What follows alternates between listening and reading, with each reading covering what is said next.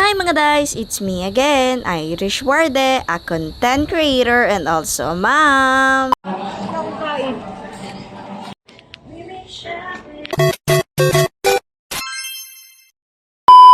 Hi mga guys, for today's vlog ay samahan nyo nga po pala ako ngayong araw.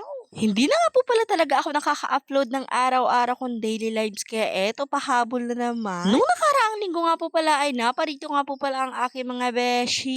Busy nga talaga ang mga ito sa kasi cellphone. Ay nako, ano ba talaga yung pinuntan nyo dito? Yung wifi ng greenhouse o yung anak ko? Eh nako, Diyos ko, baka talaga yung wifi dito ang binisita ng mga ito. Sabi nga lang talaga ay mamaya natatapusin pa nga talaga yung ML nila. Ala ka dyan, Elwin. Sige, 18 na cards ba naman kasi yung plinless ni Lito?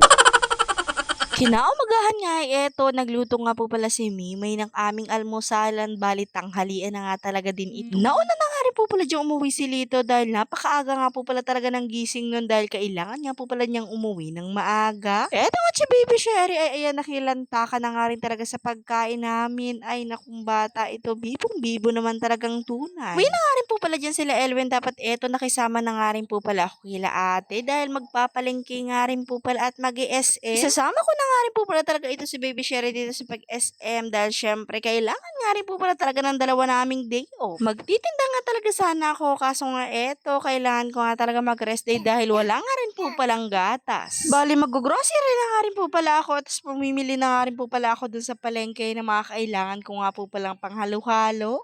Pero bago nga po pala kami magbili, eto, pumunta nga po muna kami dito sa SM dahil ilalaro nga po muna namin ang mga bata. Bago nga po pala kami naglaro, eto, nagkain nga po pala muna kami dito sa bagong bukas na kainan at restaurant dito sa may SM Daet. Medyo madami-dami na nga rin po pala talaga yung tao dito dahil syempre nakita na nga rin po pala ito sa Facebook at sabi nga po pala talaga ay masasarap ang pagkain. Nag-order na nga rin po pala kami dyan ng makakain namin para naman po makaupo na kami at makahanap na nga rin po pala kami ng pwesto na aming pagkakainan. Eto nga dito na nga rin po pala kami nag-upo sa may mataas nga po palang upuan dahil wala na nga rin po pala talaga kami mga upuan dahil sa sobrang dami ng tao nung linggo. Habang naghihintay nga rin po pala kami ng mga order namin dyan ay eto at ipapalibot ko nga rin po pala sa inyo at ipapakita ko nga rin po pala sa inyo yung mga tao nung linggo. Ilang saglit nga rin po pala ay narito na nga rin po pala yung in-order namin. Menu nga rin po pala dito ay puro inihaw kaya naman eto't na si kuya ay na-serve na nga rin po pala yung mga order namin. Ako nga po pala ang in-order ko nga rin po pala dyan ay inasal dahil yun nga po pala talaga ang perfect para sa akin. Nung nakaserve na nga rin po pala at eto nilantakan na nga rin po pala namin yan at hindi na nga rin po pala ako naka-video dahil gutom na kami. Pagkatapos nga rin po pala na namin kumain ay eto pumunta na nga rin po pala kami dito sa may palaruan at ito nga talagang anak ko ay nag-enjoy dito sa krukotsihan. Si Kuya Nonon nga po pala talaga ang nagtutulak at si Baby Sherry nga talaga ay parte naman talaga ang ikot ng manobela. Akala mo talaga tunay. Nung natapos na nga rin po pala ang isang oras namin na paglalaro ay eto nga po pala talaga ay nagbili pa nga talaga itong mga bata na makakain. Habang eto si Kuya Ace nga po pala ay hinihintay namin na makabili nung kanyang binibili dyan. Diyos ko naman nga talaga itong anak ko. Napakakulit na nga talagang tunay. Eto't naglalakad nga po pala tapos eto tatatakbo na naman. Noong bata nga talaga ay iniisip ko na lang talaga na sana ay maglakad na ito pero ngayon nga talaga ay Diyos ko, pwede bang kargahin ko na lang ito araw-araw? Dahil oras nga talaga na binitawan mo ito dito sa may SM ay kung saan-saan na nga talaga ito magpupunta. Baka mauna na nga talaga ito dun sa escalator. Kaya naman eto kinarga ko na nga talaga yung batang yan dahil magpipicture nga po pala talaga yung magpipinsan. Abang kulit talaga rito ni Baby Sherry, napakabibo. Kung mapapansin nyo nga po pala kasi kami nga po pala ay lahat naka-color white. Dahil ang request nga po pala talaga ni Ate Mara ay eto't mag-color white nga lang talaga kami para kupal talaga kami lahat. Pero si Ate Mara talaga ay napabili ng damit. Bumili nga po pala si Ate Mara ng damit dun sa may SM dahil yung damit nga po pala niya ay sobrang dumi nga po pala dun sa may puwetan. Ako naman. Kaya naman ito nga po pala si Ate Mara ay napabili nga po pala talaga ng mabilisan dun sa SM. Pagkatapos nga rin po pala namin dun sa SM ay nagdiretso na nga rin po pala kami dito sa may HMI Bagang para nga po pala mabilis yung pag-grocery namin dito. Syempre nag-grocery na nga rin po pala talaga ako dyan ng mga kailangan ko sa bahay at nakisama na nga rin po pala ako kay Ate Mara para nga po pala libre na sa pamasahe.